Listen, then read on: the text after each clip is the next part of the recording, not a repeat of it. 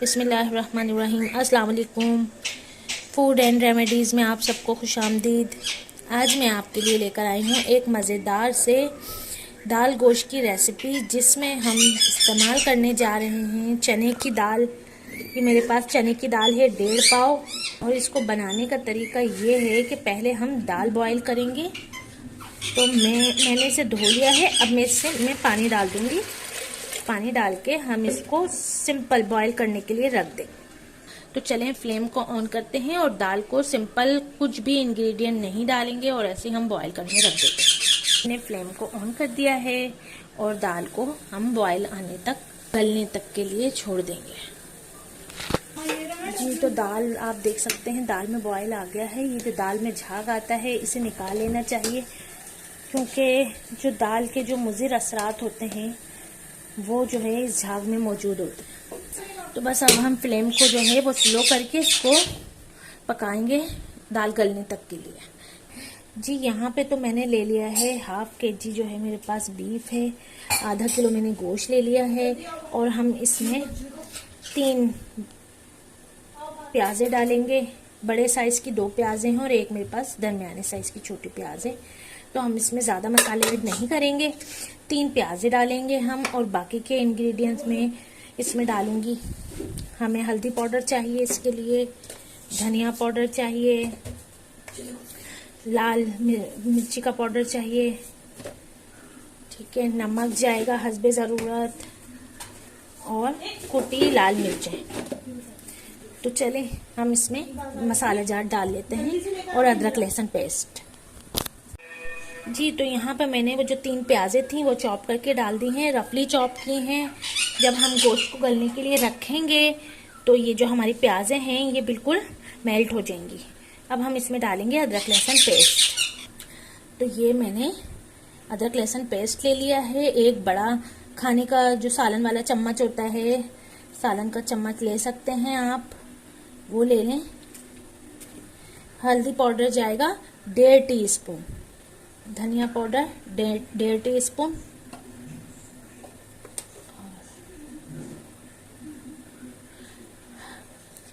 1 teaspoon लाल पिसी मिर्चों का पाउडर और 2 टीस्पून के करीब जो है हम लेंगे कुटी लाल मिर्चें।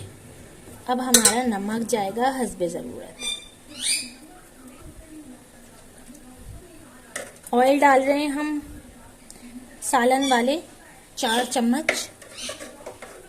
बस अब हमने इसको पकाना है और हमने इसमें थोड़ा सा 1 गिलास के करीब पानी शामिल कर देना है। तमाम मसाला जात हमने मिक्स कर दिए हैं और अब हम इसे गोश्त गलने तक के लिए, पकने के लिए छोड़ देंगे। आप चाहें तो मसाले और जो गोश्त में हमने पानी डाला है, ऑयल है, वो अपने टेस्ट के मुताबिक लें। मैंने अपने टेस्ट के मुताबिक लिए और आप अपने टेस्ट के मुताबिक ले सकते हैं। जी, तो हमने फ्लेम ऑन करके सालन को अपने चूल्हे पे पकने के लिए रख दिया है और अब हम इसे ढक्कन दे के दरमियानी आंच पे गोश्त गलने तक पकाएंगे। बीच में मैं आपको दिखाती रहूँगी। तो हमने ढक्कन ढक दिया है। जी, तो हम दाल देख लेते हैं। दाल जो है वो हमारी अभी मुकम्मल नहीं गली है, आधी गली है। अभी आधी गलना मज़ीद बाकी है।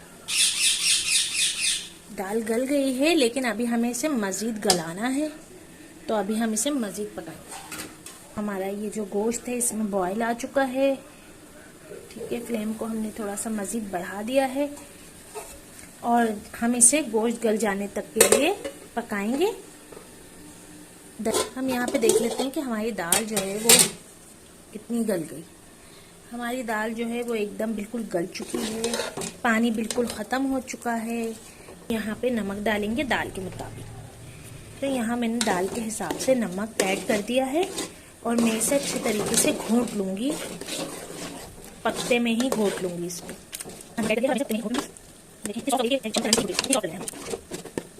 तो जनाब दाल हमारी घुट चुकी है। हम इसे कर देते हैं एक साइड। थोड़ा सा पानी ऐड कर देते हैं इसमें, इसी में थोड़ा सा पका लेंगे।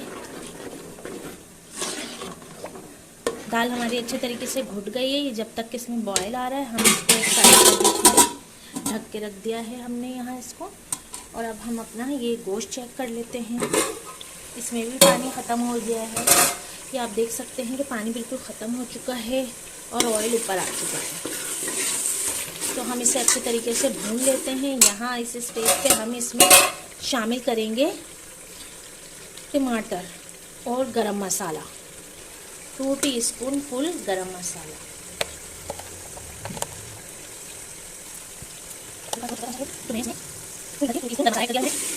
आप अपने हस्बे ज़रूरत ले सकते हैं,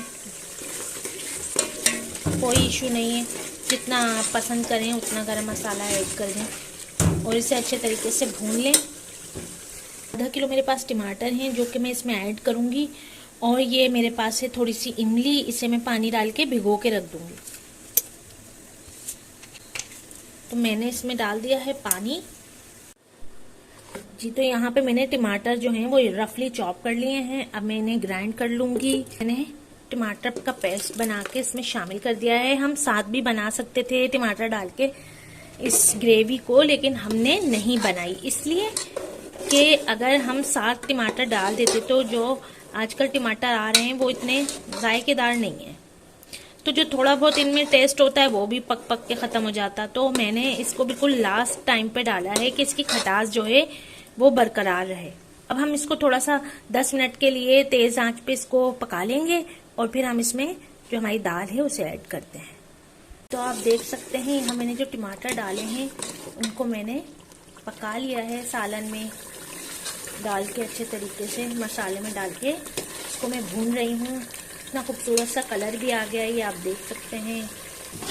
जहाँ यहाँ पे थोड़ी सी साबुत साबुत जो दाल नज़र आ रही है मैंने उसे भी तोड़ लिया है।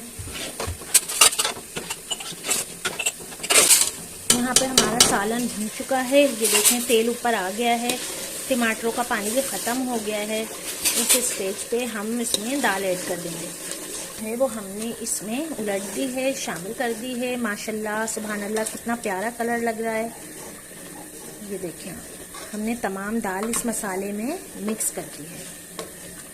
और अब इस स्टेज पे आप नमक मिर्चें दोबारा से चख सकते हैं कि आपको नमक कैसा लग रहा है और मिर्चें फीकी तो नहीं है। तो वो आप इसमें गरम मसाला जो आपका दिल चाहे वो आप ऐड कर सकते हैं, जो चीज़ आपको कम लगे।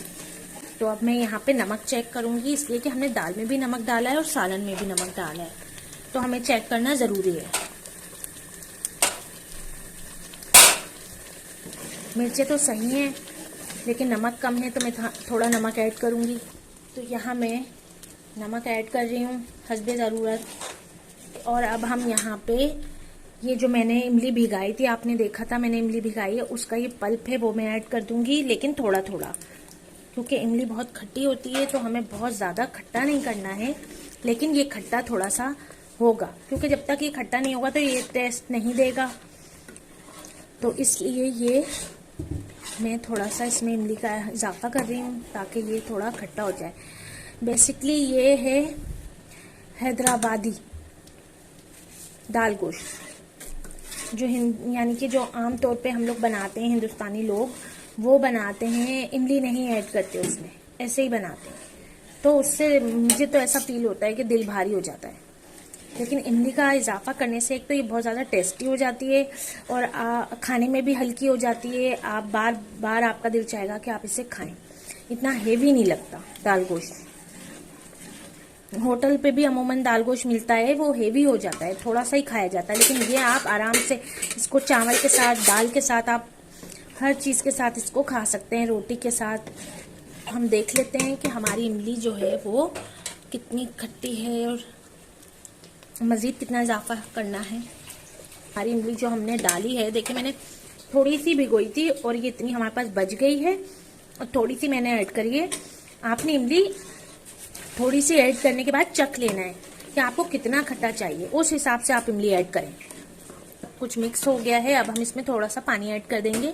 तो हम पानी ये पतीली को ज़ाया नहीं करेंगे, इसी में डाल के इस पानी को इसमें शामिल कर देंगे। सकते हैं पतीली मैंने धो ली है और पानी इसमें डाल दिया है, यानी कि जो दाल है वो सारी इसमें आ गई है मिक्स होकर। तो अब हम इसे 10 मिनट के लिए पकाएंगे दाल के साथ और इमली के साथ। इसको 10 मिनट के लिए पका लिया है। अब हम इसमें हरी मिर्चें ऐड कर देंगे। यहाँ हरी मिर्चें ऐड की हैं, आप चाहें तो कड़ी पत्ता भी ऐड कर सकते हैं, उससे टेस्ट मज़ीद इन्हेंस हो जाता है, मज़ीद उभर के आता है टेस्ट। कड़ी पत्ता आप भगार में भी शामिल कर सकते हैं, क्योंकि हमारे यहाँ थोड़ा कड़ी पत्ता इस्तेमाल नहीं होता, खाने में इशू करते हैं जेंट्स हजरात, तो इसलिए मैं नहीं डाल रही। तो यहाँ पे मैं इसको 5 मिनट के लिए पकने के लिए छोड़ूंगी, उसके बाद हम फ्लेम को बंद कर देंगे। क्योंकि कढ़ाई चढ़ा दी है और कढ़ाई के नीचे हमने फ्लेम को ऑन कर दिया है। और मैं अब इसमें डालूंगी ऑयल 2 चम्मच बड़े वाले, और 2 चम्मच ऑयल डाल के मैं इसमें डालूंगी प्याज का भगार। तो यहाँ पे मैंने एक बड़े साइज की प्याज चॉप करके रखी हुई है भगार के लिए, तो मैं इसमें प्याज का भगार करूंगी। तो यहाँ पे ये हमारी जो दाल है वो बिल्कुल रेडी है। मैं फ्लेम को बंद कर दूंगी बस। तो हमारा जो ऑयल है वो गर्म हो चुका है और अब हम इसमें प्याज ऐड कर देंगे। ऐड कर दी है और अब हम भगार तैयार करके इसमें ऐड कर देते हैं। दाल जो है वो तैयार हो गया है, आप देख सकते हैं। अब हम दाल में भगार कर देंगे और जो दाल का अपना ऑयल था वो भी आ चुका है ऊपर, देख सकते हैं। हमने तमाम जो भगार है वो दाल में ऐड कर दिया है और अब हम इसे मिक्स कर देंगे।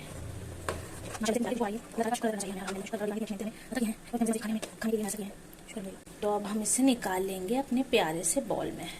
तो फ्रेंड्स, ये है हमारे आज के दाल गोश्त की मज़ेदार सी डिश, जो कि हमारी बनके तैयार हो चुकी है। अगर आपको मेरी ये रेसिपी पसंद आई है तो प्लीज़ लाइक और शेयर करना ना भूलिएगा। फिर मिलती हूँ, और हाँ, चैनल को सब्सक्राइब करना भी ना भूलिएगा। फिर मिलती हूँ किसी नई रेसिपी के साथ। तब तक के लिए मुझे इजाज़त दीजिए फूड रेमेडी से। अल्लाह हाफिज।